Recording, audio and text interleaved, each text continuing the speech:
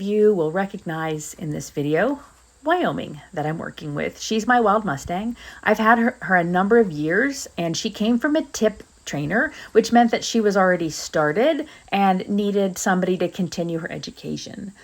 Well, I did continue her education in a similar way that she was started, which would have been a natural horsemanship style. That created a lot of problems. She came with some baggage, and I continued the baggage for a number of years. And it's been a while now, maybe 2 years, that I've been working in a new way to do more guiding instead of driving. And I've had some help doing that from Tom Moates locally and Harry Whitney. And it's been going really well, but it takes time to convince a horse with some experiences that there's a real change happening. I've noticed recently the challenge I see between us is finding a balance that is appropriate for this particular horse and our particular history of being particular and expecting her to be responsive and focused and that she's capable of this. And yet on the flip side, not falling into being critical or having her feel like she's being punished. And when she feels like she's being punished, which comes from a lot of the driving pressure side of what we had between us before, she reacts strongly, and it creates more of a problem to keeping us connected and working together in relaxation. And the knife edge of this with this particular mare and our history tends to be a pretty short fuse. This particular session, I broke up into 3 sections, and this is where we started with some groundwork. I left the halter on because this mare also has a history of feeling claustrophobic when guided by the halter or the reins. So though we do plenty of work at liberty in the round pen, this way I can check in with how she's feeling about having guidance on her head.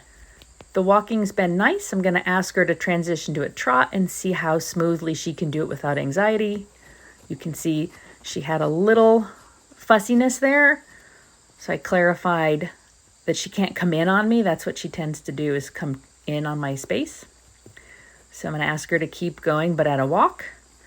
I'd like her to be able to do this without so much of her head raising and lowering. That's tension in there. When she's ready, I'll ask again. That was a nicer transition. So I want to see her do these things without a lot of anxiety and fuss come up in her body. I'd like to see her lower that head a little and relax. There's only so much of that we're going to get, which is why this one's called direction, not perfection. There are plenty of things in this video you'll notice that I could do more clearly, rope control that I could have better, and the horse could do some things more smoothly. But we're looking for an improvement, not perfection. Here, when I ask her on that circle, she's stepping into my space. I want her to walk out onto that circle, and I'm going to correct this and be particular about it. And I'm trying to do it in a way that doesn't make her feel punished or wrong, but also clarity is really important to horses. And so this is the other direction. I'm asking her to stay out of my close circle without creating a fight. And then I'm going to ask her for a trot when I see that she seems all right and relaxed. There we go.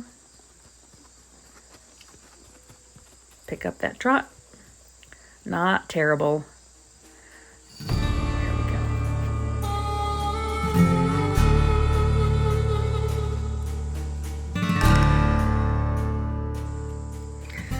We did a little more of the moving around in circles work.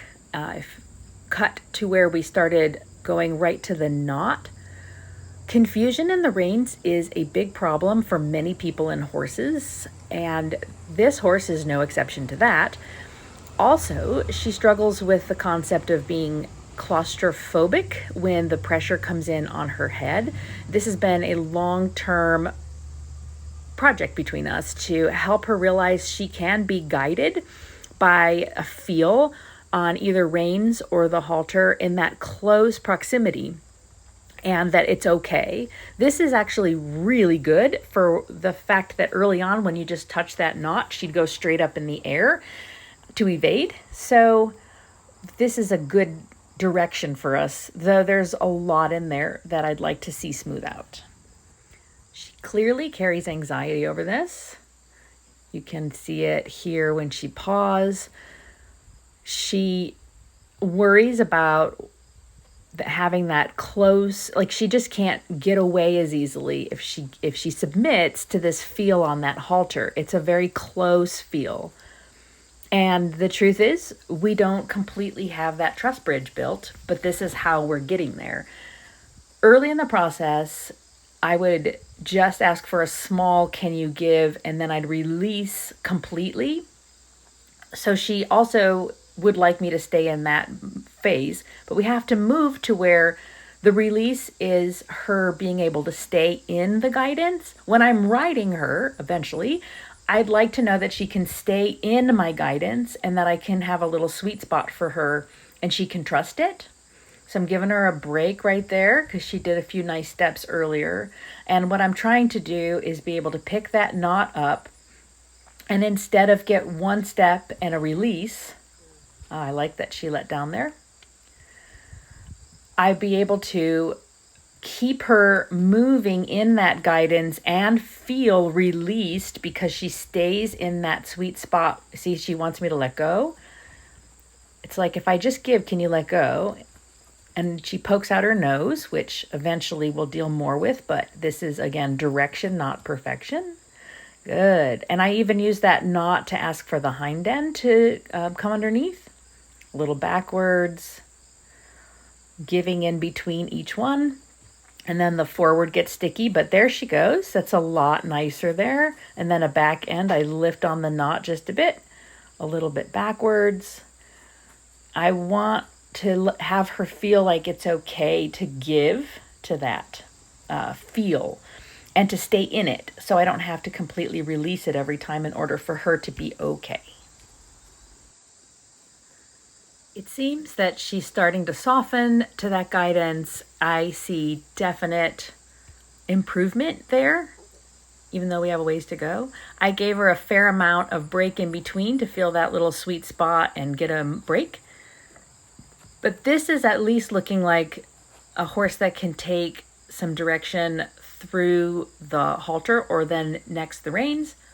And I like where we're ending up here.